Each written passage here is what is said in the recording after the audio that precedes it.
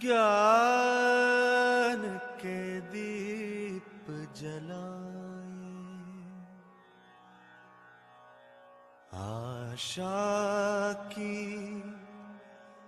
झिलमिल को रोशन बनाए,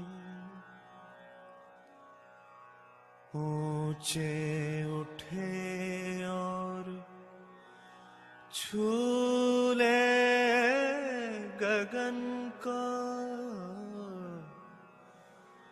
ऊंचे उठे और छू ले गगन को, सवेरे की सरगम को जीवन में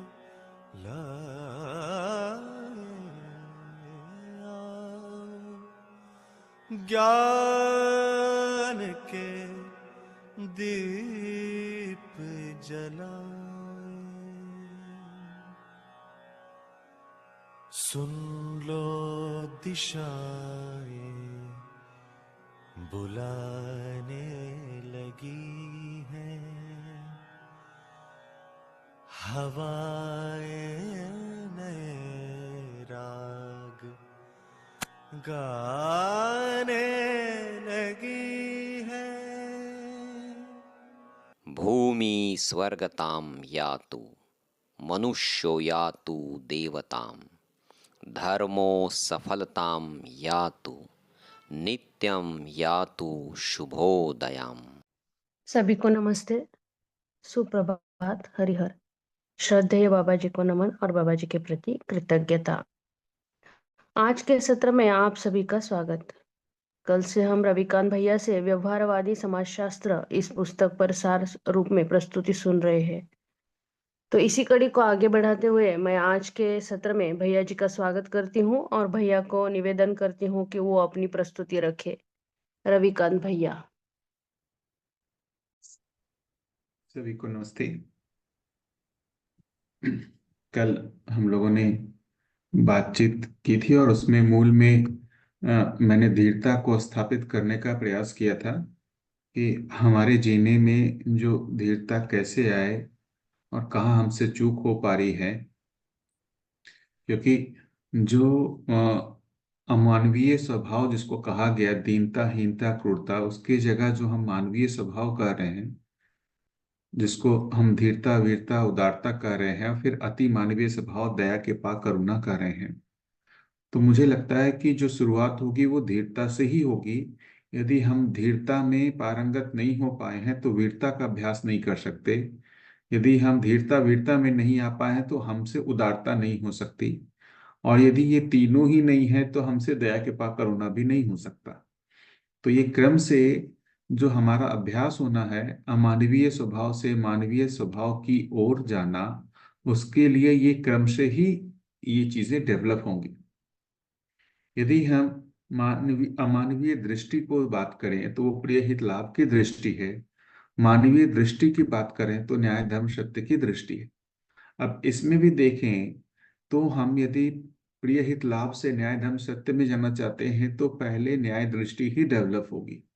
न्याय दृष्टि डेवलप हुए बिना धर्म दृष्टि डेवलप होगी नहीं, धर्म दृष्टि डेवलप हुए बिना सत्य दृष्टि डेवलप होगी नहीं। इसका मतलब ये धीरता, वीरता, उदारता और ये न्याय धर्म सत्य जो है वो सभी जुड़े हुए हैं। उधर धीरता होता है तो यहाँ न्याय दृष्टि भी डेवलप होती है। जैसे जैसे वीरता, उदारता होती है यहाँ धर्म दृष्टि और सत्य दृष्टियां भी उदय होते जाती हैं। दूसरे अर्थों में जो विषय है, जो अमानवीय विषय कहे गए, जिसको हम चार विषय के रूप में बोलते हैं, आहार, निद्रा, भय, मैथुन के रूप में, और जब मानवीय विषय कहते हैं लोकेशना, पुत्रेशना, वित्तेशना के रूप में, तो यहाँ पर भी इस रूप में देख सकते हैं कि इधर की ओर भी परिमार्जन होता है। तो मूल रूप से जो कार्यक्रम है हमको ये समझना पड़ेगा कि हम जिस दर्शन का अभ्यास कर रहे हैं, जिस जागृति का अभ्यास कर रहे हैं, तो वर्तमान में हमको किस चीज का अभ्यास करना है ना। तो पहला अभ्यास के रूप में हमने तो ये देखा है कि ये दर्शन जो तात्विक रूप में क्या कह रहा है, तार्किक रूप में क्या कह रहा है, व्यवहारिक रूप में क्या कह रहा है, इस पूरे दर्शन को पठन करना और उसको तर्क संगत रूप में स्वीकार करना, ये अभ्यास तो हम लोग कर ही रहे। उसी क्रम में हमारा ये अभ्यास है जो अभी हम सुबह में कर रहे हैं। ये कोई व्यवहार अभ्यास की बात नहीं हो रही यहाँ पर। यहाँ पर ये मध्यस्थ दर्शन के जो तात्विक पक्ष है, जो तार्किक पक्ष है, उसको हम पकड़ने की बात कर रहे हैं।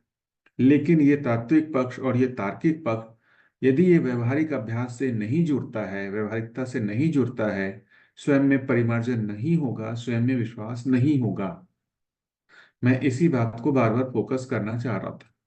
उस उसी को मैं जो कल मानव व्यवहार दर्शन में जो मैं दिखाने का प्रयास किया था, मैं उसको एक बार और जो है दिखाने का कोशिश करता हूँ। ये जो व्यवहार दर्शन है, जो दो जागृति के लिए जो दो विधि बताई थी बाबा जी ने, एक है एक एक एक विधि उन्होंने बताया अनुकरण अनुसरण विधि, और दूसरा विधि बताया है उन्होंने अनुसंधान विधि। तो अनुसंधान विधि जो आदरणीय नागराज जी ने किया, उस विधि की बात है। और हम जो विधि में हैं, उस विधि को अनुसरण अनुकरण तथा अध्ययन विधि बोल रहे हैं। अब इसको यदि देखें, इसमें दो अभ्यास बोल रहे हैं। न्यायपूर्ण व्यवहार का अनुकरण अथवा अनुसरण करना, दूसरा समाधानपूर्ण ध्यानपूर्ण विचार में प्रवृत्त होना रहना। और बोल रहे हैं उपरोक्त दोनों कार्यक्रमों की दृढ़ता एवं निष्ठा की अपेक्षा में सत्यता की अनुभूति का आधार अधिकार जागृति पूर्वक प्राप्त होता है, फलस्वरूप बुद्धि आप्लावित होती है। देखिए यहाँ पर बुद्धि की बात कर रहे हैं, यहाँ बुद्धि आप्लावित होती है, यहाँ पर ये नहीं कह रहे हैं कि आत्मा आप्लावित होती है। और यहाँ पर फिर से वहां दृढ़ता और निष्ठा दो वर्ड फिर से हैं। तो दोनों कार्यक्रमों की दृढ़ता और निष्ठा की अपेक्षा में सत्यता की अनुभूति का अधिकार जागृति पूर्वक प्राप्त होता है, फलस्वरूप बुद्धि आप्लावित होती है।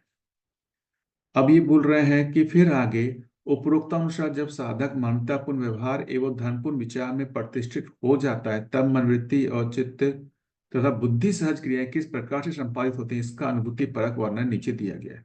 यहाँ पर ये समझने की जरूरत है कि ये मनवृत्ति चित्त तथा बुद्धि तक ही बात क्यों कर रहे हैं, आत्मा की बात नहीं कर रहे। तो पहला ही अभ्यास, ये दोनों अभ्यास का जो पहला हमारा जो उपलब्धि है, यदि हम ये दोनों अभ्यास में हैं, आ गए हैं, तो उसकी पहली उपलब्धि दिखेगी इस रूप में। मन जब वृत्ति का संकेत ग्रहण करने योग्य होता है, तब न्यायपूर्ण व्यवहार में परिवर्तित होता है, जो मित्र आशा है, मैत्री तथा न्याय की प्रत्याशा ही स्नेह के रूप में प्रदर्शित होती है। स्नेह के फलस्वरूप ही सुख तथा न्याय एवं निर्विरोधिता है, मानवता के संरक्षणात्मक परिपालनात्मक और आचरणात्मक नियमों की ही न्याय संज्ञा है। तो कुल मिलाकर के ये दिख रहा है कि इन दोनों का अभ्यास करने से, कौन अभ्यास, न्यायपूर्ण व्यवहार का अनुकरण अथवा अनुसरण करना और धर्मपूर्ण विचार में प्रवृत्त होना रहना, इन दोनों के अभ्यास से जो पहली उपलब्धि है कि हमें क्या होती, मित्र आशाएं जन्मती है। मित्र आशा का मतलब क्या है, निर्विरोधिता। निर्विरोधिता का मतलब क्या है, न्याय। तो हम यदि न्याय का अभ्यास नहीं कर पाएंगे तो उससे आगे की हमारी गति नहीं होगी। जो आगे वृत्ति जब चित्त का संकेत ग्रहण करने, तो चित्त जब बुद्धि का संकेत ग्रहण करने योग्य होता है, ऐसी जो और बातें हैं वहां हम पहुंच ही नहीं पाएंगे। तो अभी हम जो भी संवाद कर रहे हैं, जो भी चर्चा कर रहे हैं, उसमें हम कर क्या रहे हैं, इन दोनों अभ्यास में से ये दूसरा वाला अभ्यास कर रहे हैं, समाधान पूर्ण धर्मपूर्ण विचार में प्रवृत्त होना रहना, उसका अभ्यास कर रहे हैं। ये न्यायपूर्ण व्यवहार का अनुकरण अथवा अनुसरण नहीं है। ये अभ्यास कहाँ आएगा, जहां हम जब जीने जाएंगे, परिवार में जाएंगे जीने, समाज में जाएंगे, संबंध और संपर्कों में जीने जाएंगे, तब इसका अभ्यास होगा। तो मूल रूप में ये देखें कि ये जो समाधानपूर्ण धर्मपूर्ण विचार है, वो बेसिकली जो हम पढ़ रहे हैं, बातचीत कर रहे हैं, संवाद कर रहे हैं, उसमें इसका अभ्यास ज्यादा हो रहा है। लेकिन जब हम दर्शन को पढ़ नहीं रहे हैं, उसके ऊपर संवाद नहीं कर रहे हैं, और जब हम किन्हीं संबंधों संपर्कों में व्यवहार कर रहे हैं, तब वहां न्यायपूर्ण व्यवहार का अनुकरण अथवा अनुसरण का अभ्यास कर रहे हैं।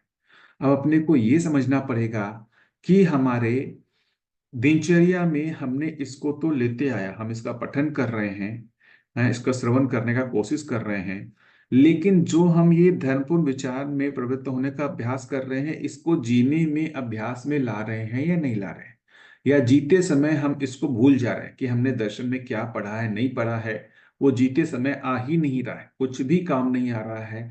जीते समय जब हमको हमारे न्याय की बात आती है, हम न्याय नहीं कर पाते हैं। जब निर्विरोधिता की बात आती है, निर्विरोधिता नहीं कर पाते हैं, हम में विरोध का ही भाव आ जाता है। परिवारों में भी जीना नहीं बन रहा है। जैसे कल भी बात हो रही थी कि कैसे हम इन लोगों के साथ जिए, जो हम तो दर्शन में जो जीना चाह रहे हैं, दर्शन को समझना चाह रहे हैं, उसके अनुसार हम जीना चाह रहे हैं, लेकिन परिवार वाले वो कुछ दूसरा सोचते हैं, तो उनके साथ कैसे जिया जाए। तो कुल मिला के फिर वही बात हो गई कि हम जिस काल में, जो अध्ययन काल है, जिसमें हम पठन काल है, उसमें जो हमने धर्मपूर्ण विचार का अभ्यास किया, उसको जीने में हम अभ्यास में नहीं ला पाए। तो ये जो पूरे हम पठन कर रहे हैं, ये जो जिसे व्यवहारवाद समाज शास्त्र भी पढ़ रहे हैं, वो बेसिकली मूल में हमको धर्मपूर्ण विचार में होने का अभ्यास हो रहा है।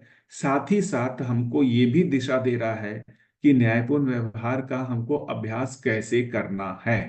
ये दोनों ही दे रहा है, लेकिन हम न्यायपूर्ण व्यवहार का अभ्यास नहीं करते हैं। उसी से हमारे में उत्साह नहीं बनता, हमको गुणात्मक परिवर्तन नहीं दिखता, और हमारा उत्साह धीरे धीरे धीरे धीरे कम होने लगता है। क्या बात पकड़ में आ रही है जो मैं कहना चाह रहा हूं? कि हमको दोनों ही अभ्यास करने होंगे। कौन कौन से अभ्यास? हमको ये श्रवण मनन, ये जो चीज है, इसका भी अभ्यास करना होगा, और साथ ही साथ जो हम जीने में अभ्यास है उसको भी करना होगा। तो जो जीने में अभ्यास है वो हम कहाँ करेंगे? क्या वो हम परिवार में नहीं करेंगे? क्योंकि परिवार जो है, उनसे हमारा विचार मिल ही नहीं रहा है। तो हमारा विचार नहीं मिल रहा है, तो हमारा उनके साथ व्यवहार भी नहीं मिलेगा, तो वहां व्यवहार का अभ्यास ही नहीं करना है। तो हम कहाँ करने जाएं अभ्यास? क्या समाज में इसका अभ्यास हो सकता है? क्या परिवार को छोड़ करके हम जो ये धर्मपूर्ण विचार, न्यायपूर्ण व्यवहार का जो अभ्यास कर रहे हैं, क्या परिवार को छोड़ के हो सकता है? कौन सी ऐसी स्थली होगी जहां पर हम इन दोनों का बेसिकली अभ्यास कर सकते हैं? इस चीज को हमको अच्छे से पहचानने की जरूरत है।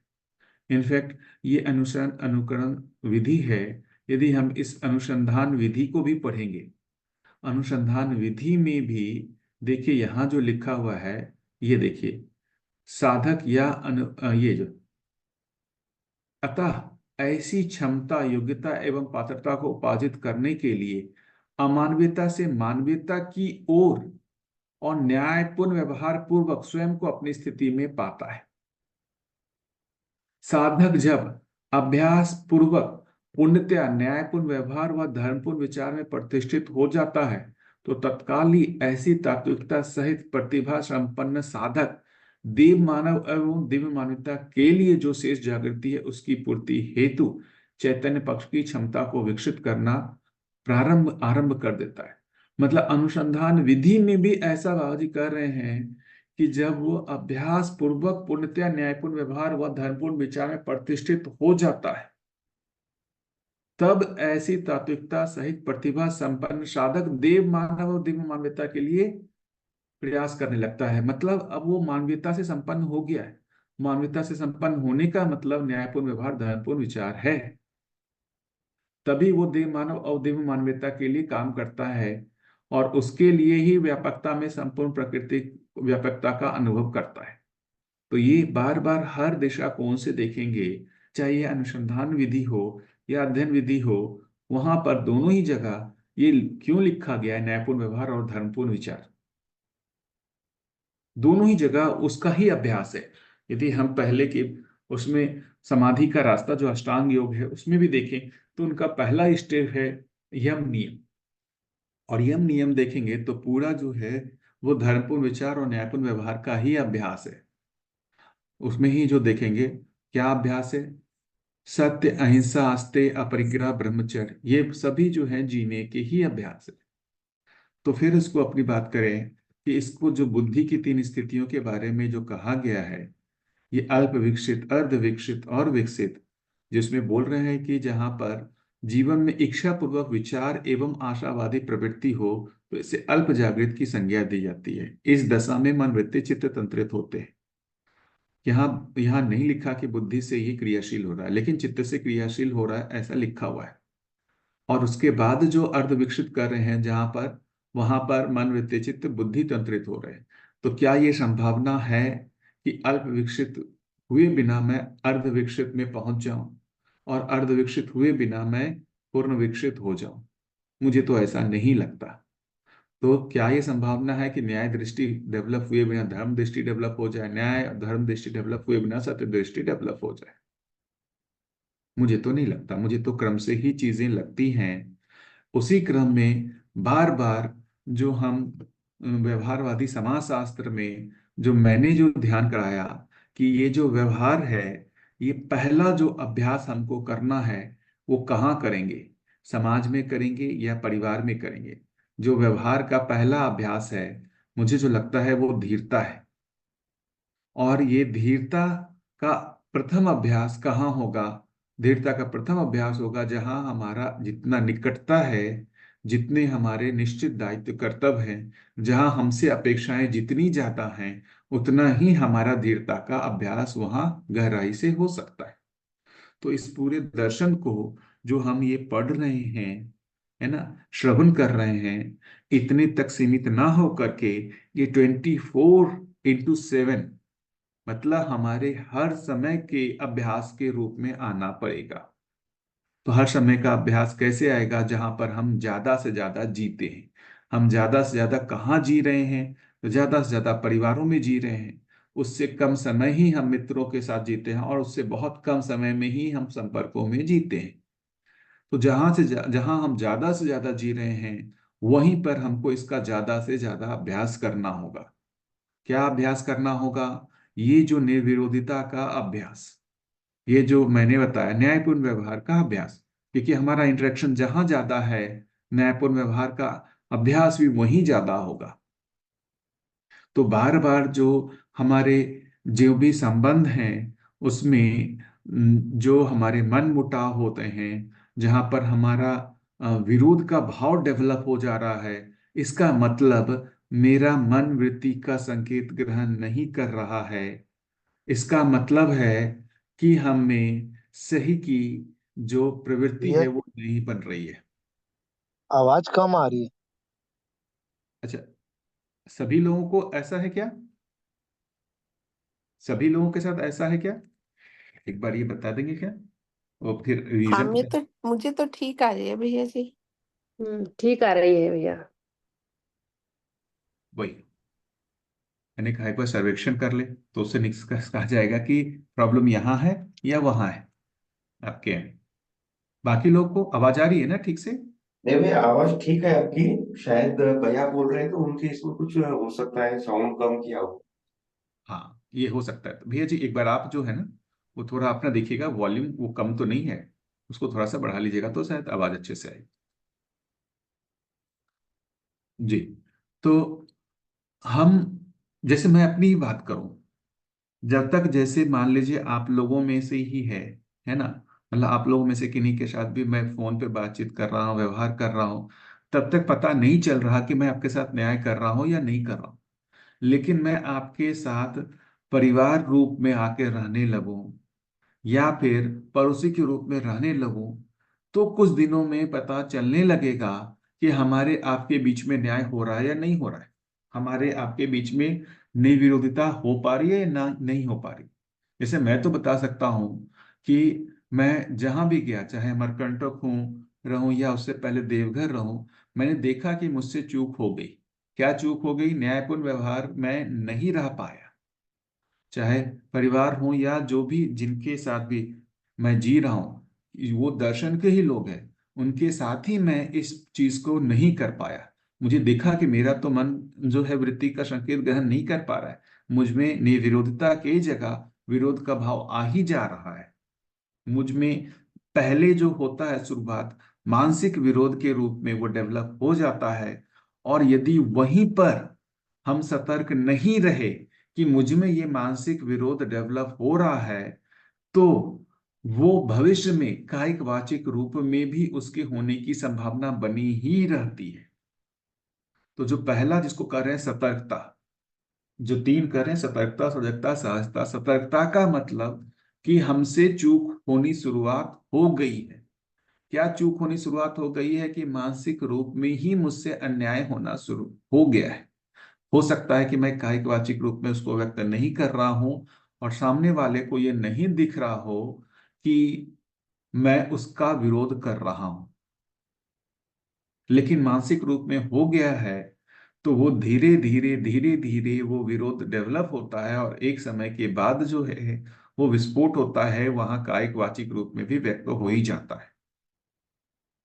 उस क्षण हमको लगता है कि जो मामला गड़बड़ाया, पूरे क्षण तक जो है, फिर हम उसके बाद हमको जितनी देर हम में विरोध का भाव बना रहा, हमको ये नहीं पता चलता है कि उतनी देर भी हम दुखी हुए। हम इतनी देर जो दुखी हुए हैं उसका कारण सामने वाला व्यक्ति है या मैं स्वयं हूं।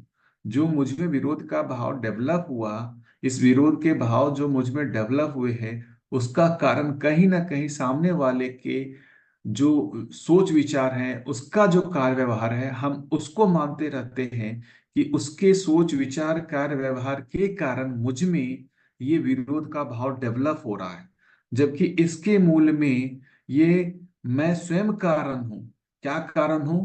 कि मैं जो इस अभ्यास को, जो इस जागृति के कार्यक्रम में लगा और जिसका मुझे ध्यान रखना था कि मुझे इसका अभ्यास करना था, मैं उस अभ्यास में चूक कर रहा हूं। तो न्यायपूर्ण व्यवहार का जब हम अभ्यास करेंगे तो क्या सिर्फ कायिक वाचिक अभ्यास करना होगा या मानसिक अभ्यास भी करना होगा? यहां चूक गए। जिस भी क्षण हमें विरोध का भाव डेवलप हो रहा है, इसका मतलब हमसे चूक हो रही है। क्या चूक हो रही है? हम उस अभ्यास से दूर हो रहे हैं। मूल में जहां हम व्यवहार से पहले जो हम विचार में विरोध हो रहा है, इसका मतलब हम धर्मपूर्ण विचार में उस समय प्रवृत्त नहीं है। मैंने सामने वाले के किसी कार्य व्यवहार से यदि मुझ में विरोध का विचार चलने लगा, इसका मतलब मेरे विचार धर्मपूर्ण नहीं रहे। मेरे विचार जो हैं वो अधर्मपूर्ण हो गए हैं। मेरे विचार समाधान से युक्त नहीं है, समस्या से युक्त हो गए। तो वो हम उस जगह पर भी आए, धर्मपूर्ण विचार में भी अब हम प्रवृत्त नहीं हो रहे। तो इसका उपाय क्या है? इसका एकमात्र उपाय मुझे लगता है, हमारा ध्यानाकर्षण चला जाए कि हमसे अधर्मपूर्ण विचार हो रहा है, अन्यायपूर्ण व्यवहार हो रहा है। ये ध्यान जाने से भी हमें एक उपलब्धि होती है। मात्र इस ध्यान जाने से नहीं छूटेगा, हमको धर्मपूर्ण विचार में प्रवृत्त होना होगा। उसके लिए इस पुस्तक का पठन करना होगा। इस पुस्तक का जैसे ही हम पठन करने लगते हैं तो हमारे में जो विचारों में गुणात्मक परिवर्तन होने लगता है, क्योंकि ये दर्शन के माध्यम से हमको ये ध्यान जाने लगता है कि मैं यहाँ पर चूक कर रहा हूँ। फिर उसको ठीक करने की आशा अपने में होने लगती है। और जैसे ये पढ़ना शुरुआत करते हैं, हमारे विचार जो हैं, जो गलत चल रहे थे, वो सही होने लगते हैं। तो विचार सही होने लगते हैं, मतलब अधर्मपूर्ण विचार की जगह धर्मपूर्ण विचार जो है हमारे बनने लगते हैं। तो हमारे व्यवहार में भी जो है वो न्यायपूर्ण होने लगता है।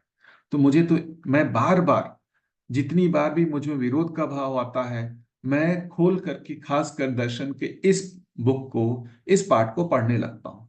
ये जैसे ही पढ़ने लगता हूँ, हमारा ध्यान स्वयं पे जाने लगता है और हमारे में अधर्मपूर्ण विचार की जगह धर्मपूर्ण विचार चलने लगता है।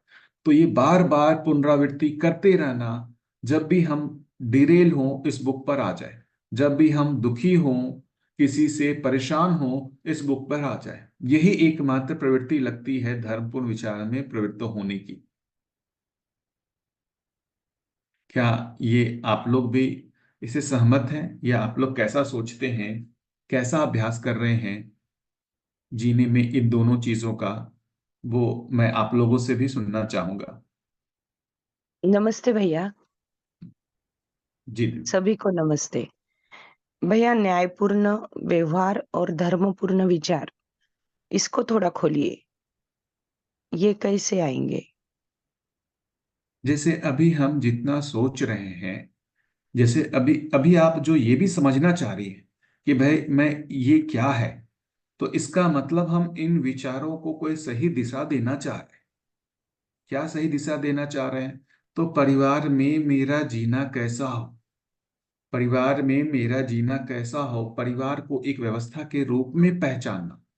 तो व्यवस्था के रूप में पहचान करके और मैं उस व्यवस्था का एक भाग हूं, इसको पहचानना, और फिर ये स्वीकार होना कि मेरा जीना तो इस व्यवस्था में भागीदारी ही है।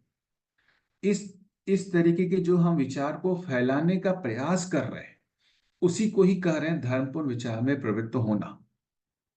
तो एक व्यवस्था का चित्रण होना, उस व्यवस्था का विश्लेषण होना, उस विश्लेषण में मेरा व्यवस्था में क्या भागीदारी है, इसका हमको पता चलना, ये हुआ धर्मपूर्ण विचार में प्रवृत्त होना। तो हमारे विचारों में वो बेसिकली व्यवस्था का चित्रण हो रहा है। इसको जैसे आगे देखेंगे, ये देखेंगे, ये जो लिखा हुआ है, वृत्ति जब चित्त का संकेत ग्रहण करने योग्य होती है, तब शांति सहज अनुभव होती है, अनुभव होता है। विचार की पुष्टि चिंतन से, ये चिंतन से ही प्रक्रिया, फल और प्रयोजन का निर्णय होता है। तो ये बेसिकली जो चिंतन, जो क्रिया बोल रहे हैं, उसी से ही उसके आगे जो लिख रहे हैं, मन वृत्ति चित्त की एक सूत्रता से न्यायपूर्ण व्यवहार के लिए मित्र आशाएं जन्मती हैं, जो प्रक्रिया, फल और प्रयोजन का निर्णय करती हैं, जिसे धर्मपूर्ण विचार संज्ञा है। तो जैसे अभी हम परिवार में जब जी रहे हैं, किसी कार्य व्यवहार से हमें जो दुख हुआ, मन में भाव के जगह अभाव हुआ, तो उस मन में भाव के जगह अभाव होने से हमारे विचार प्रभावित हो जाते हैं। तो इस प्रोसेस को समझे, हो क्या रहा है, दूसरे के कार्य व्यवहार से मेरा मेरा भाव बदला, मतलब मन में एक पीड़ा हुई, मन जो है दुखी हुआ। उस दुख होने से मन वृत्ति को प्रभावित कर रहा है। मन वृत्ति को क्या प्रभावित कर रहा है, उसके बारे में हमको निगेटिव सोचने के लिए प्रभावित कर रहा है। तो मन में अभाव होने से, मन में वो पीड़ा होने से, मन में वो दुख होने से मुझ में उस व्यक्ति के प्रति निगेटिव विचार होने लगता है, छिद्रान्वेषण होने लगता है, हम उसकी गलतियों को देखने लगते हैं, और इस तरीके से हमारे विचार फैल जाते। तो ये जो पूरा हुआ, मन पे जो प्रभाव पड़ा, जिसमें हमारे भाव बिगड़े, उस भाव के बिगड़ने से विचार बिगड़े, उससे हमारा चित्रण बिगड़ गया, हम असहस्तित्ववादी चित्रण करने लगे, इसको कह रहे हैं अधर्मपूर्ण विचार। इसकी जगह जो हम कह रहे हैं कि हम जब इस दर्शन को पढ़ रहे हैं, ये भी हमारे चित्रण में आ रहा है, और जो भी वो कार्य व्यवहार हुआ, उसकी जगह हम एक व्यवस्था का चित्रण कर रहे हैं। उस व्यवस्था के चित्रण में हम फिर न्याय को विश्लेषित कर रहे हैं। उस न्याय का विश्लेषण हो करके हमारे मन में ये आशा होती है कि मुझे न्याय करना है। और जब हम ये इस स्थिति में रहते हैं, और उस स्थिति के में रहते हुए जब हम दूसरे के कार्य व्यवहार को जो देखते हैं, वहां विश्लेषित करते हैं कि चलो उसने तो गलती की, मुझे अपनी तरफ से गलती नहीं करना है, क्योंकि मेरा जीना ऐसा ही मुझे स्वीकार हो रहा है। तो उस क्षण हमने धर्मपूर्ण विचार का अभ्यास किया। तो जिस क्षण भी हम धर्मपूर्ण विचार का अभ्यास कर पाते हैं, जहां पर हम अपने चित्रण में सही को सहस्तित्ववादी चित्रण बना पाते हैं, व्यवस्था का चित्रण कर पाते हैं, न्याय का विश्लेषण कर पाते हैं, मन में हमारे जो है सामने वाले के लिए स्नेह का भाव आता है, और उस संदर्भ में उसके जो भी कार्य व्यवहार है, उस कार्य व्यवहार को ला करके जब हम देखते हैं, तो हमको दुख पीड़ा नहीं होती है, क्योंकि वो कार्य व्यवहार जो है अब मन से नहीं देखा जा रहा है, वो कार्य व्यवहार अब चित्त की जगह से देखा जा रहा है। तो उस क्षण हमें वो दुख पीड़ा नहीं होती है, उस क्षण उसके कार्य व्यवहार से हम प्रभावित नहीं होते हैं। उस क्षण हम अपने अधिकार पर यह निर्णय लेते हैं कि ये जो व्यवस्था है, उसमें इसके कार्य व्यवहार से निष्प्रभावित होकर के मेरा जो है कार्य व्यवहार कैसा होना चाहिए, ऐसा निर्णय लेते हैं। तो ये जो अभ्यास हुआ, वो धर्मपूर्ण विचार का अभ्यास हुआ। लेकिन अभी होता क्या है, हमारा जो ये पूरा प्रोसेस कहा, वो चित्त तंत्रित नहीं होता है।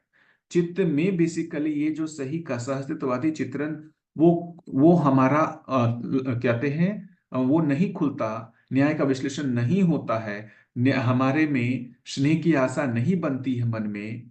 तो उसके विपरीत जो है, उसके कार्य व्यवहार से मन प्रभावित होकर मन जो है वृत्ति पे दबाव बनाता है, वृत्ति चित्त पे दबाव बनाता है, जो कि जो अधर्मपूर्ण विचार का अभ्यास हो जाता है। तो बेसिकली देखें, पूर्वानुषंगी होने का अभ्यास ही धर्मपूर्ण विचार का अभ्यास है। पूर्वानुषंगी होने का अभ्यास का मतलब चित्त के अनुसार, वृत्ति वृत्ति के अनुसार मन जब कार्य करने लगे तो इसका मतलब हमारे में धर्मपूर्ण विचार का अभ्यास हो रहा है। उसके विपरीत मन में जो उसके कार्यभार से दुख हो रहा है, अभाव हो रहा है, पीड़ा हो रही है, उसके उस प्रभाव में जो वृत्ति में हमें निगेटिविटी चलने लग रही है और चित्त में असहस्तित्ववादी चित्रण होने लगा है, इसका मतलब हमें अधर्मपूर्ण विचार का अभ्यास हो रहा है। तो पहले दुख होता है, दुख अशांति पैदा करता है, असंतोष पैदा करता है। तो किसी व्यक्ति से पहले हम दुखी होते हैं और फिर अशांत हो जाते हैं। क्या होते हैं, उसके कार्यभार से पहला दुख होता है, फिर वो हमारे विचारों को प्रभावित करता है और हमारे विचारों में जो नेगेटिविटी आ जाती है वो हमें अशांति को भी पैदा करती है। ये दो पूर्वानुषंगी और परानुषंगी, ये जो दो अभ्यास कर रहे हैं, ये पुराना परानुषंगी अभ्यास तो हमारा है ही। विरोध का हम में भाव होना, उस विरोध के भाव होने से विरोध का विचार होना, उस विरोध के विचार होने से असहस्तित्ववादी चित्रण होना, ये हमारा पुराना अभ्यास है जिसको हमने कई बार किया हुआ है और अभी भी करते ही हैं। ये पढ़ लेने के बाद भी हमसे ये जीने में नहीं आता है। क्यों नहीं आता है? क्योंकि हम इसमें निष्ठान्वित नहीं होना चाहते, हम इसके गहन अभ्यास में नहीं अभी आए हैं। उसके मूल में हमसे ये गलतियां हो जा रही हैं, ये हमको नहीं दिख रहा। स्वयं की गलती ना दिखना ही हम उसके परिमार्जन में नहीं होना है। स्वयं की गलती दिखती है तो ये भी हमारे में ये दिखना शुरू होता है कि हम उसका परिमार्जन करें। हमारे को दूसरे की गलती दिखती है, तब हमारे को जैसे ही दूसरे की गलती दिखती है तो हमारे मन में दुख पीड़ा होती है और नेगेटिविटी जो है विचारों में चालू हो जाती है। उसकी जगह जैसे ही हमसे गलती हो रही, हमसे चूक हो रही है, ये ध्यान जाता है तो हम उस अधर्मपूर्ण विचार और अन्यायपूर्ण व्यवहार का जो अभ्यास कर रहे हैं उसकी जगह हम इसमें प्रवृत्त हो जाते हैं, धर्मपूर्ण विचार और न्यायपूर्ण व्यवहार के अभ्यास में प्रवृत्त हो जाते हैं। ये क्या बात पहुंच पाई दीदी, जैसा आप पूछ रहे थे? जी भैया, जी। मुझे लगता है तो इसको सोच, उसके लिए वातावरण भी आवश्यक है ना भैया? वही तो, ये भी जो हमने ये एक अभी मतलब एक तरीके से कहें कि फिजिकल एक वातावरण नहीं, लेकिन एक जो इंटरनेट के माध्यम से ये भी एक वातावरण ही बनाया है कि हर सुबह हम 5 से 6 इसका पठन कर रहे हैं। इसका मतलब हम हर दिन शुरुआत जो है ये धर्मपूर्ण विचार में प्रवृत्त होने से कर रहे हैं। ये भी वातावरण ही है हमारे लिए, इसको भी वातावरण के रूप में स्वीकार करना चाहिए। सुबह सुबह उठ करके हम अपने विचारों को धर्मपूर्ण करने का प्रयास कर रहे हैं ताकि हम जब जीने जाएं उसमें हमारा न्यायपूर्ण व्यवहार का भी अभ्यास हो पाए। तो ऐसे जितने भी अभ्यास कर रहे हैं वो सब हम वातावरण बनाने के लिए कर ही रहे हैं। आप हम सब कर ही रहे हैं।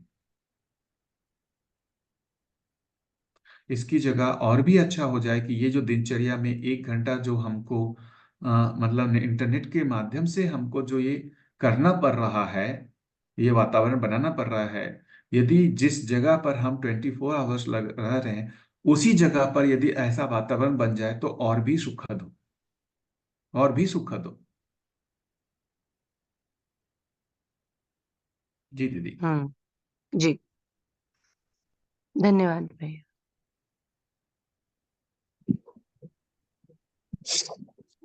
जी नमस्ते भैया। नमस्ते दीदी। भैया इसमें एक स्टेटमेंट, ये एक फ्रेज आया है, फल प्रक्रिया और प्रयोजन का निर्णय, वो उसको थोड़ा स्पष्ट कीजिए भैया।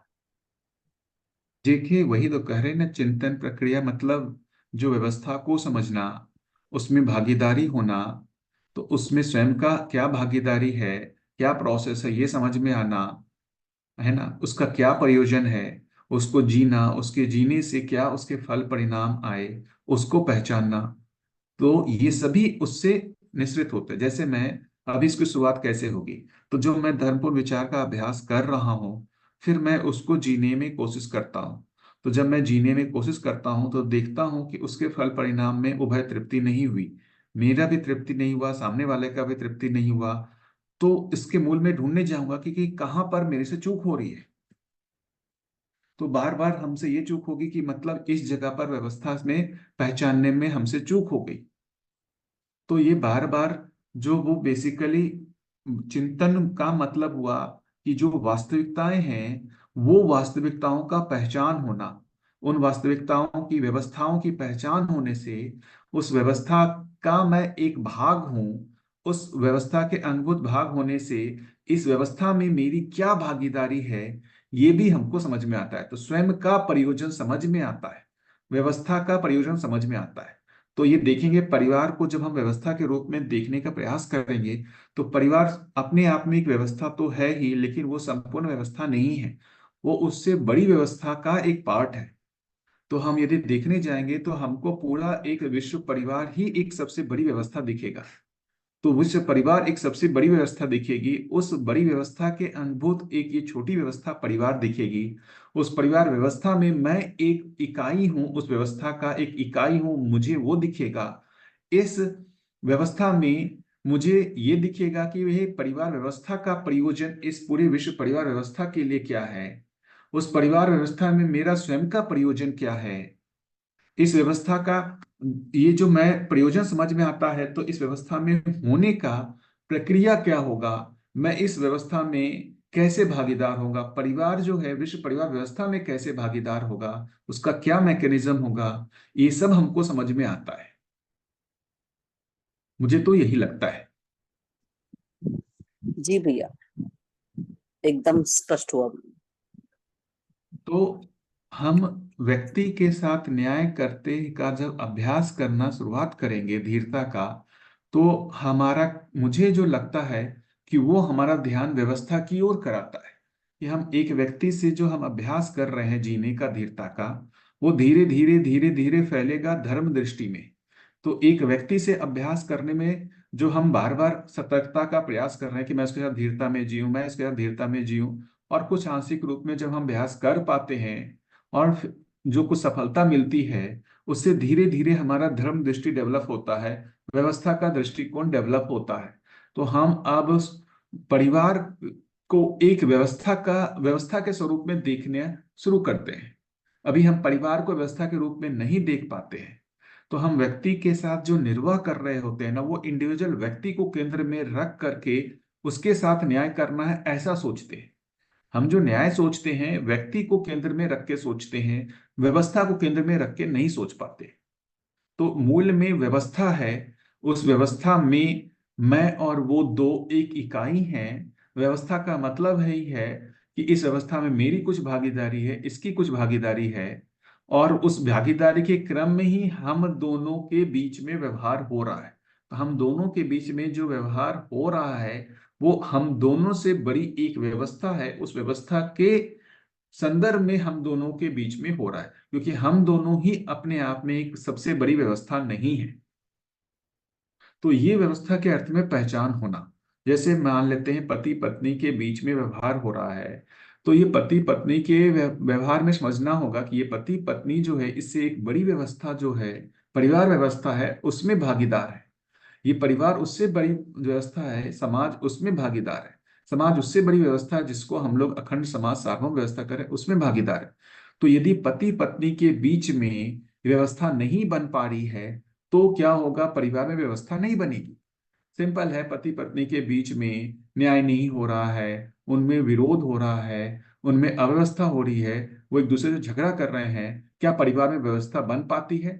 नहीं बन पाती। आपके झगड़े का प्रभाव जो है परिवार के बाकी सदस्यों में बनता ही है। तो बाकी सदस्यों को जो आपके झगड़े का प्रभाव होता है उससे परिवार में ही अव्यवस्था आ जाती है। जो परिवार में अव्यवस्था आती है तो इससे इससे बड़ी जो है आस पड़ोस में अव्यवस्था आती है। जो आस पड़ोस में व्यवस्था आती है उससे बड़ी जो है राज्य में व्यवस्था अव्यवस्था आती है, राज्य में आती है तो देश में आती है। ऐसा हम देख ही सकते हैं। आप देखते होंगे कहीं भी हमारे आस पड़ोस में कोई एक परिवार है जहां लगता है जिससे सभी लोग परेशान हैं, ऐसा देखने को मिला ही होगा। क्यों सभी लोग परेशान है? क्योंकि वो परिवार स्वयं में व्यवस्था ना होने के कारण वो समाज में अव्यवस्था फैलाता है। और परिवार समय व्यवस्था क्यों नहीं हो रहा है? क्योंकि उसके मूल में जो व्यक्ति है, जो जो दो व्यक्तियों के बीच में व्यवस्था है जिसको संबंध कह रहे हैं, वो व्यवस्था नहीं हो पा रही है, इसलिए परिवार में भी व्यवस्था नहीं हो पा रही। तो हमको भी इस मानसिकता में आना पड़ेगा कि यदि परिवार के किसी भी एक सदस्य के साथ मैं न्याय नहीं कर रहा हूं, मैं न्याय नहीं कर रहा हूं, तो ये मात्र इतने तक सीमित नहीं रहने वाला है। ये जो अव्यवस्था मैंने किया, ये इतने तक सीमित नहीं रहेगा, वो इससे बड़ी व्यवस्था जो है परिवार है उसमें अव्यवस्था डाल देगा, वहां अव्यवस्था फैलाएगा। तो जैसे मुझे गुस्सा आ गया, क्रोध आ गया और मैंने किसी को भला बुरा कह दिया, तो वो अव्यवस्था इतना बड़ा हो जाता है कि जिस क्षण हमको समझ में आता है कि मैंने अव्यवस्था फैला दिया, मुझसे चूक हो गई, उसको सुधारने का लगता है कि अब हमारे पास जो है ताकत ही नहीं है। क्योंकि हमने मात्र एक दिखा कि हमने उनके साथ जो है अन्याय किया, उनके साथ व्यवस्था को नहीं पहचाना, जबकि उनके साथ व्यवस्था को नहीं पहचान के जो हमने प्रयास किया, उससे उससे बड़ी अव्यवस्था जो है बन चुकी है, वहां अव्यवस्था आ चुकी है। तो हमको व्यवस्था की मानसिकता से देखना कि मेरा जो जीना है, उस जीने से जो प्रभाव है सिर्फ व्यक्ति तक सीमित नहीं है, वो उससे बड़ी व्यवस्था तक जो हो जा रहा है, वो परिवार तक भी सीमित नहीं है, वो समाज तक जा रहा है। क्योंकि अभी देखिए समाज में अव्यवस्था जो दिख रही है, हमको लगता है कि समाज में कुछ परिवर्तन लाने से परिवार में व्यवस्था आ जाएगी। अभी ऐसा ही सोचते हैं ना कि शासन में कुछ व्यवस्था कर देंगे, भ्रष्ट जो शासन कुछ बना देगा तो उससे समाज में व्यवस्था आ जाएगी, समाज में व्यवस्था आने से परिवार में व्यवस्था आ जाएगी, परिवार में व्यवस्था आने से मानव में व्यवस्था आ जाएगी। तो ये जो व्यवस्था को हम टॉप टू बॉटम लाने का प्रयास कर रहे हैं, ये मुझे लगता है इसको रिवर्स करना होगा, क्योंकि अभी समाज में व्यवस्था है नहीं, तो परिवार में व्यवस्था हो नहीं पा रही है। तो हमारे पास क्या उपाय है कि हम व्यवस्था में तभी जी पाएंगे जब समाज में व्यवस्था होगी, परिवार में व्यवस्था होगी, या हमको उल्टा शुरुआत करना पड़ेगा कि हम स्वयं में व्यवस्था हो जाएं ताकि हम परिवार व्यवस्था में भागीदार हो पाए। हम परिवार व्यवस्था में भागीदार हो जाएंगे तो पूरा परिवार समाज व्यवस्था में भागीदार हो पाए। ये होगा या उसका उल्टा का हम इंतजार करें। मैंने तो आदरणीय नागराज जी को तो ऐसा ही देखा, वो स्वयं में व्यवस्थित हुए तो परिवार में व्यवस्था हुई, और परिवार में व्यवस्था बनी तो वो परिवार समाज में व्यवस्था में भागीदार हुआ। हम सभी जो आदरणीय नागराज जी के परिवार में रहते ही थे, और हम मैंने तो देखा ही कि परिवार में कितनी उदारता थी, कितना सहज रूप में हमको एक परिवार के रूप में स्वीकारा। उन सभी सभी लोगों ने, परिवार के जितने भी लोग हैं सभी लोगों ने जो मुझे एक परिवार के सदस्य के रूप में स्वीकारा और अपना तन मन धन तीनों लगाया मुझे समझदार बनाने में, मैं व्यवस्था में भागीदार हो जाऊं, इसके लिए जो मुझे मार्गदर्शन प्रेरणा ये दिया, ये समझ में आया कि भाई एक व्यक्ति व्यवस्था में आता है तो उसका प्रभाव क्षेत्र भी कितना विशाल होता है। बाबा जी व्यवस्था में आए तो उनका व्यवस्था में जो भागीदारी होने से उनका प्रभाव क्षेत्र सिर्फ उनके तक सीमित नहीं था, सिर्फ उनके परिवार तक सीमित नहीं था, वो कितने बड़े क्षेत्र में गया। जैसे उन्होंने मुझे प्रभावित किया व्यवस्था में होने से, तो मैं अव्यवस्था में होने लगा तो मैं अपना एक व्यवस्था का प्रभाव क्षेत्र बनाने लगा। तो ऐसे कई लोग जो व्यवस्था उनके निकट में आए वो व्यवस्था में भागीदारी करने लगे, और इस विधि से ये प्रभाव क्षेत्र कितना विशाल है। आप हम अभी उसी क्रम में, उसी व्यवस्था के प्रभाव क्षेत्र में, एक व्यक्ति की व्यवस्था में होने से समाज में इतना विशाल प्रभाव क्षेत्र बन रहा, जो अभी और फैल ही रहा है निरंतर। तो इसी के मूल में हमको समझ में आना कि मैं स्वयं व्यवस्था में यदि आ जाता हूं तो इसका प्रभाव क्षेत्र भी उतना ही विशाल होगा।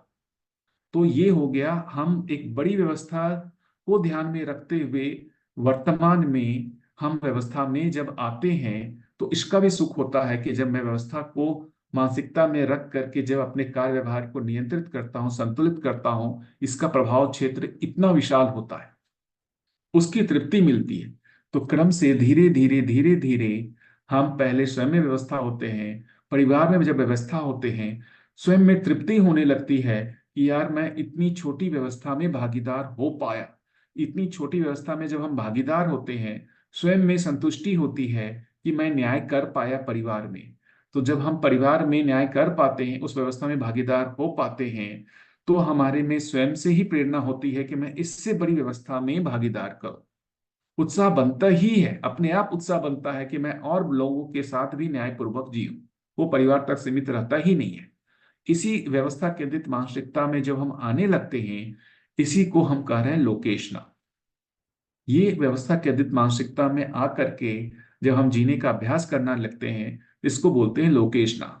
ये परिवार में जीते हुए हम जब व्यवस्था को प्रमाणित किए, हमारी इच्छाएं कुछ लेवल की तृप्त होती हैं, इससे और विशाल होते जाते हैं, हमारी लोकेशनाएं और ज्यादा तृप्त होते जाती। उसी लोकेशना के क्रम में हमारी और भी जो दायित्व कर्तव्य होते हैं, जिसको हम पुत्रेषणा वित्तेषणा के रूप में देखते हैं, क्योंकि परिवार में व्यवस्था में भागीदार होने का मतलब से एकमात्र हम व्यवहार नहीं करना है, मुझे उत्पादन भी करना है, क्योंकि उत्पादन भी उस व्यवस्था के लिए आवश्यक है। स्वास्थ्य संयम में भी काम करना है। ये सभी व्यवस्थाओं का यही स्वरूप जो मुझे लगता है व्यवहारवादी समाज का स्वरूप है, जहां पर हमको ये देखने को मिलता है कि हमारी जो पूरी भागीदारी है वो हर छोटी व्यवस्था से लेकर के बड़ी व्यवस्था तक में मेरी क्या भागीदारी है, ये हमको समझ में आता है। जैसे यहाँ पर आप देखने जाएंगे तो ये सब जगह ये समझ में आता है। ये जो देखिए, परिवार में हर सदस्य स्वायत्त होते होना ही उनकी वयस्कता का प्रमाण है।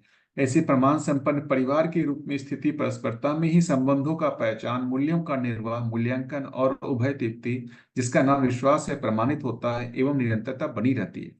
और परिवार सहज आवश्यकता के आधार पर अपनाया स्वीकारा गया उत्पादन कार्य में एक दूसरे के लिए पूरक होते, यह समृद्धि का स्रोत होना पाया जाता है।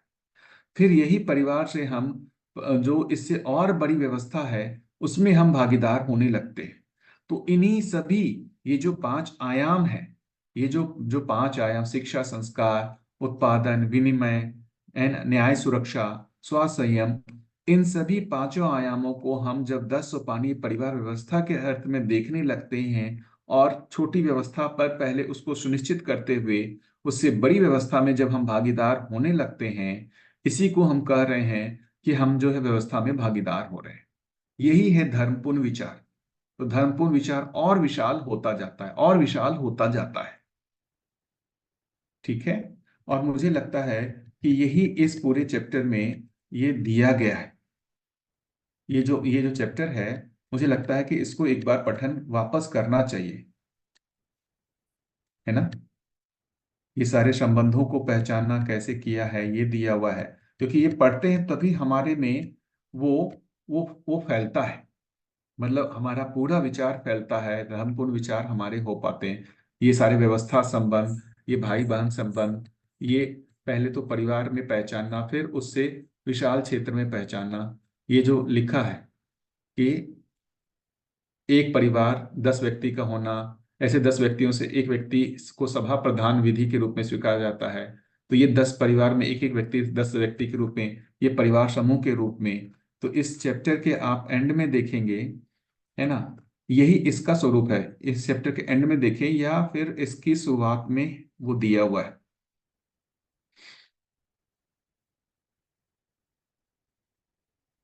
ये वो पूरा परिवार सभा का जो वो दिया हुआ है, हाँ, यहाँ यहाँ यहाँ दिया हुआ है शायद। ये देखिए, ये बेसिकली क्या है, एक छोटी व्यवस्था से होकर के एक बड़ी व्यवस्था तक होना। तो हम शुरुआत तो परिवार व्यवस्था से करें, लेकिन हमको और विशाल होते जाना पड़ेगा और विश्व परिवार व्यवस्था तक पहुंचना होगा। ये और विशाल होकर के ये पूरे अस्तित्व एक व्यवस्था है वहां तक फैलेगा, है ना।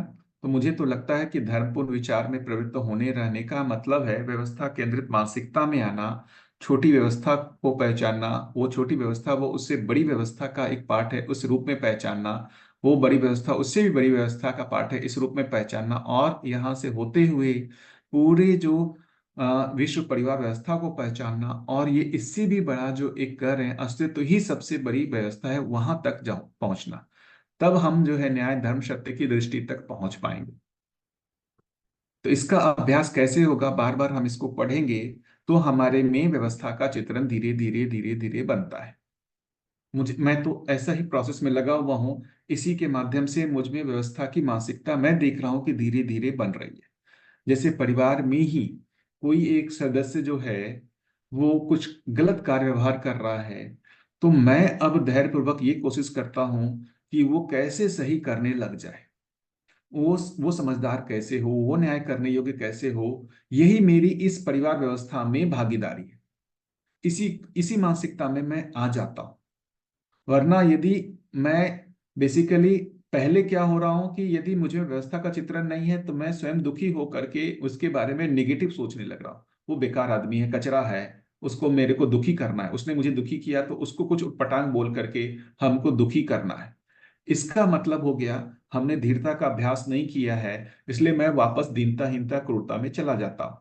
यदि मैं धीरता में रहा तो मैं फिर वीरता का अभ्यास कर पाता हूँ। क्या वीरता का अभ्यास? कि अब वो कैसे न्याय करने योग्य हो जाए, वो कैसे व्यवस्था को पहचान ले, हम इस दृष्टिकोण से उसको अब देखने लगते हैं। तो हम जैसे ही धीरता में आते हैं, हम में ऑटोमेटिकली वीरता का अभ्यास होने लगता है। तो दूसरे के कार व्यवहार से मुझ में विरोध डेवलप नहीं होता, मुझ में नाराजगी नहीं होती, मुझ में दुख नहीं होता। मैं क्या उसको देखता हूं कि मैं इसके जागृति में मैं अब कैसे सहायक हो सकता हूं, इस मानसिकता में आने लगता हूं।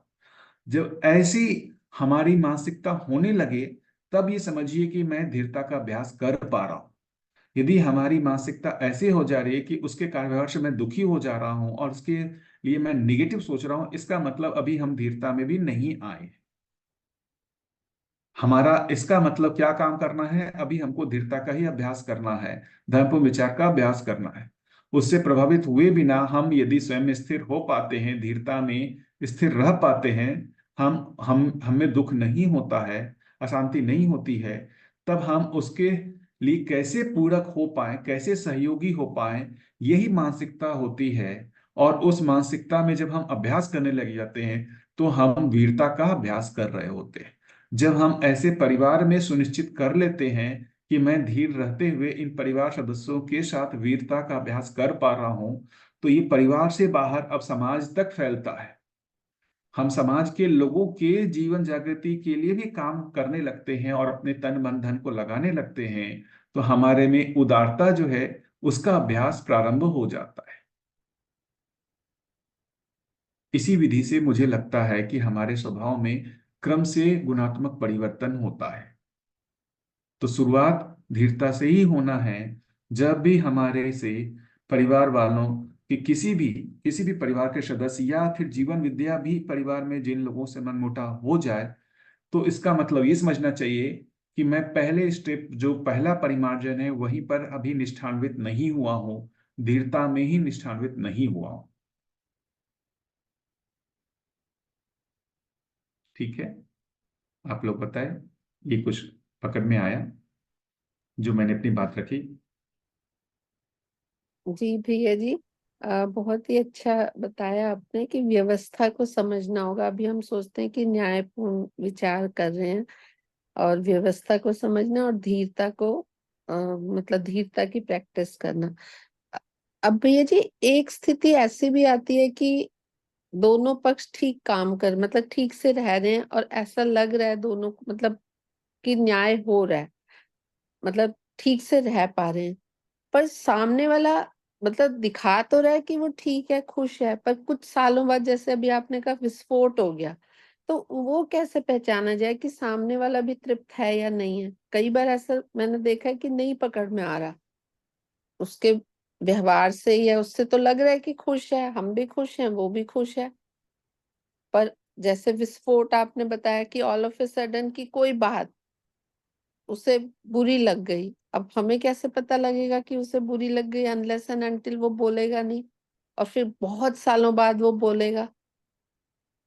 वही अभी बेसिकली हम अनुकूलता प्रतिकूलता के रूप में जो है न्याय को पहचानते हैं। क्या हम न्याय पहचानते हैं? जब तक कोई मतलब झगड़ा नहीं हो रहा है, कोई मनमुटाव नहीं हो रहा है, मतलब न्याय हो रहा है परिवारों में। हम ये नहीं पहचान पा रहे हैं कि मानसिक रूप में अन्याय तो हो ही जा रहा है। वो कायिक वाचिक रूप में ना हो, मानसिक रूप में अन्याय हो ही जा रहा है, इसको नहीं पहचान पाते। तो यदि उसमें उसका विस्फोट हो गया है ना, वो दुखी हो गया, यदि हम स्वयं में निष्ठान्वित हैं, अभ्यास कर रहे हैं, इससे अपने ऊपर प्रभाव नहीं पड़ेगा। क्या प्रभाव पड़ेगा? हमें पहले कोई दुख नहीं होगा, उसके प्रति निगेटिविटी नहीं आएगी, और हम ये सोच सकते हैं कि मेरे किस कार्य व्यवहार में कहाँ चूक हुई जिससे इसकी संभावना बनी उसमें।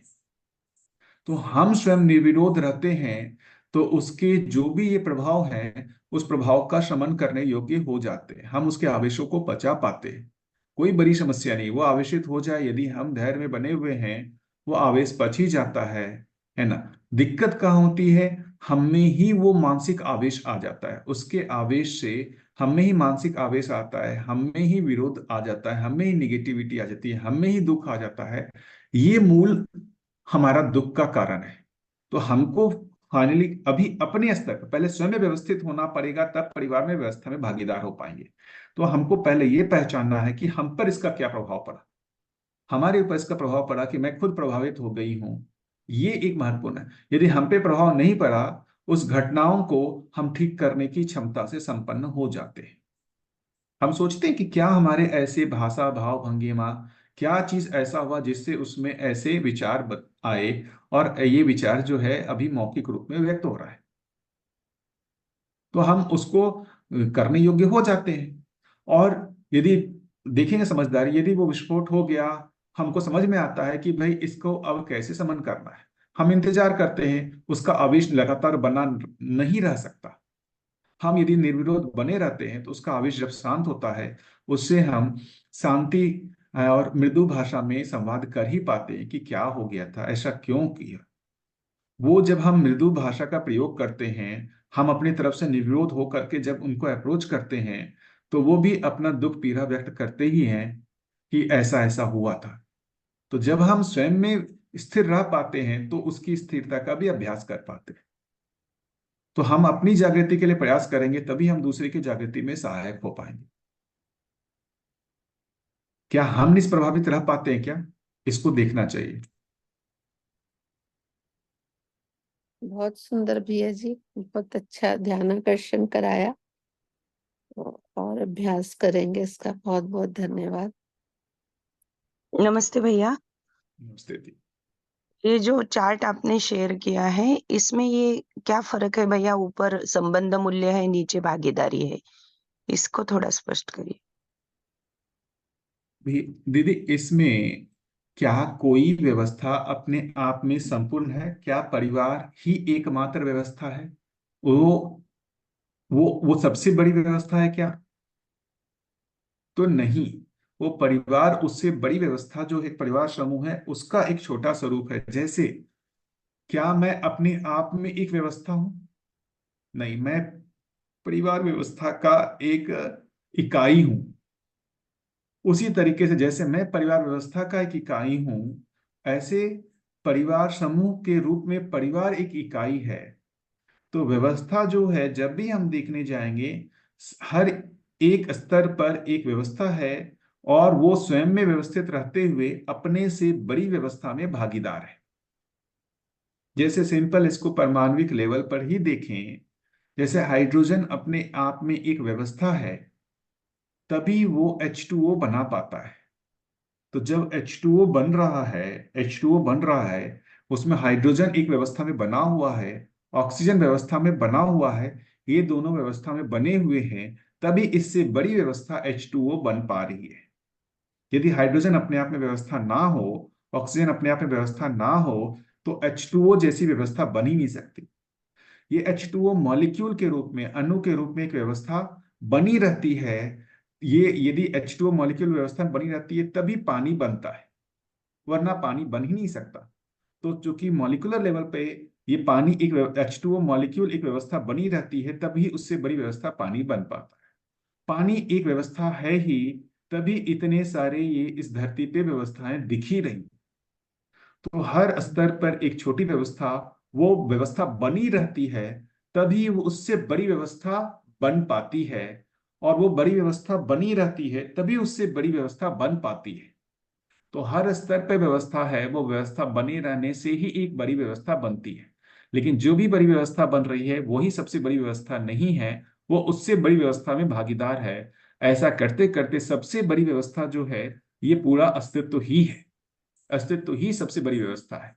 तो क्या इसका मतलब है? व्यवस्था का मतलब ही है कि हमारा उस व्यवस्था का पहचान होना, पूरकता का पहचान होना, और उसका निर्वाह होना। जैसे हाइड्रोजन ऑक्सीजन जो है, वो एक व्यवस्था को पहचान करके, एक दूसरे के साथ पूरकता को पहचान करके H2O बनाते हैं। लेकिन अब ये जो H2O मॉलिक्यूल है, ये एक पूरे स्वरूप में एक दूसरे H2O मॉलिक्यूल के साथ व्यवस्था को पहचानते हैं, तभी वो पानी बन पाता है। तो अब जब H2O की बात कर रहे हैं, ये अणु अणु के साथ व्यवस्था को पहचानता है, तभी पानी बनता है। अणु अणु के बीच में व्यवस्था को तभी पहचानता है जब ये परमाणु परमाणु के रूप में व्यवस्था को पहचानता है। तो ये मैं परिवार के रूप में एक व्यवस्था को पहचानता हूं, तो फिर क्या होता है, ऐसे परिवार जो है, कई परिवार जो है, वो जब व्यवस्था को पहचानते हैं तब परिवार समूह बनता है।